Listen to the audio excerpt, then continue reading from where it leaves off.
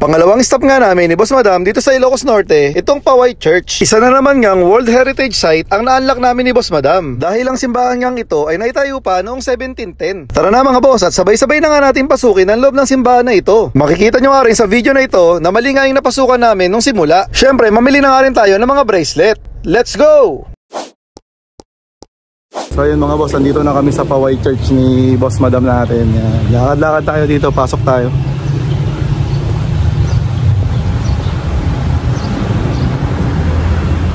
Boss Madam, mukhang mali yung pinasukan natin. Dito yan, meron dito. So ito yung church, no? Medyo talagang ano na siya, luma na. Ayan, kita nyo naman. Diba? Ayan. Lakad tayo. Bawal yata dito pumasok. Grabe, sobrang luma na talaga ng church na to, no? Yan. Ito yung bell nila. Yan.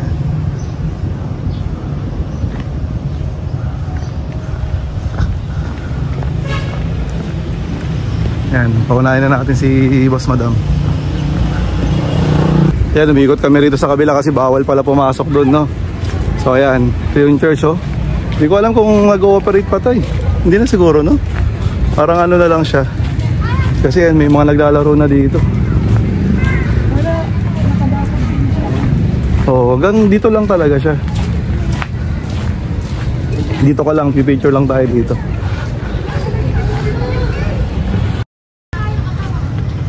So ayan siya. Ayan. Ayan na yung Paway Church. Lumang luma na talaga siya, no? Yung paligid niya na marami na, parang naging plaza na siya. Marami nang naglalaro dito.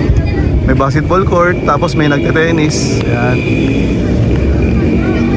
Yan yung itsura niya dito sa gilid, no? Hindi na siya nag-ooperate. Talagang luma na. So ayun mga boss, andito ulit kami sa Paway Church. Naglakad kasi kami kanina doon sa likod, hindi pala doon, dito pala. So ayun, oh, may word na Paway doon. Ayun pala yung harap. So parang mali na naman tayo. Nakarin natin. Dito pala yung harap.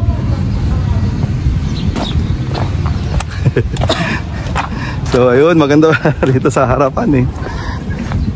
Ayan siya. Yan, papakita ko naman sa inyo. Yan yung harap. Yan siya, oh. Diba? Bukas siya, mami. So ayan yung paligid.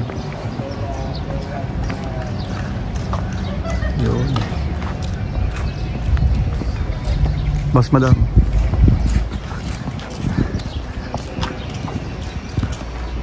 Yan, pasok tayo.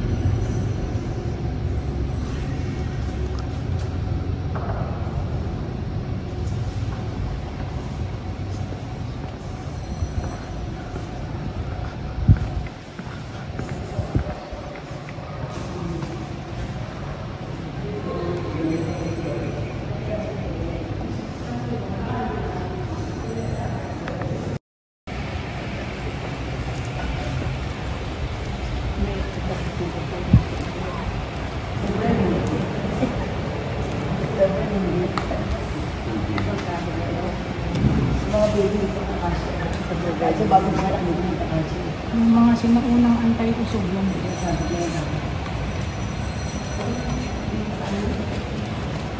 Sensitive.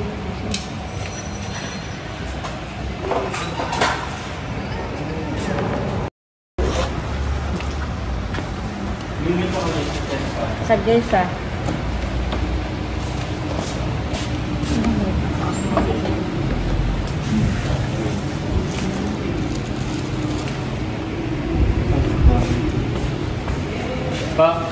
Kung umabot ka pa nga sa parte na ito ng video, huwag mo nang kalimutang i-like and share. Kung hindi ka pa nga naka-follow, baka naman. Salamat sa mga suporta nyo.